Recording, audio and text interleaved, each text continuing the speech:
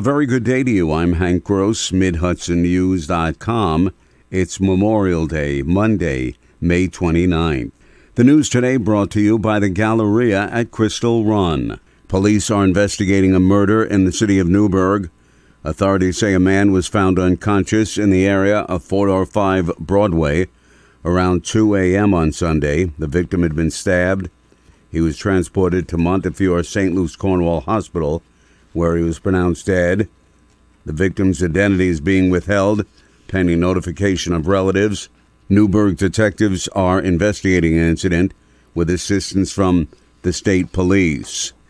Graduates of West Point's class of 2023 were told by Vice President Kamala Harris on Saturday that there's no more noble work that a person can do than to serve our nation in uniform. And she told the graduates they joined the greatest fighting force in the world, but she acknowledged there are troubled times.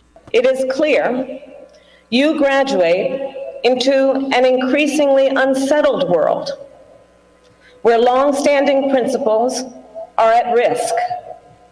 In Ukraine, Russia's aggression is an attack on the lives and freedom of the Ukrainian people, and an attack on international rules and norms that have served as the foundation of international security and prosperity for generations. The vice president also pointed to China's threats to the freedom of the seas and rules of international commerce, the persistent threat of terrorism, and the climate crisis. 32 local men gathered recently to share memories between them of decades of experiences garnered while working on the rails.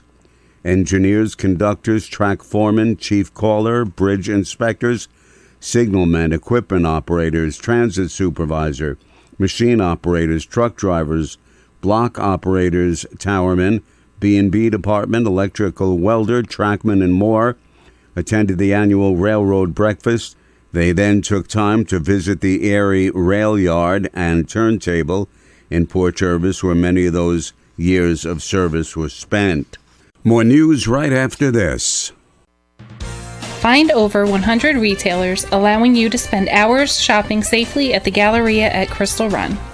Enjoy the big brands and the diverse selection of family-owned stores all in one location. The Galleria at Crystal Run offers dining options for everyone with Fuji 110 Grill, Allen's Mediterranean Grill, and Peru Cuisine.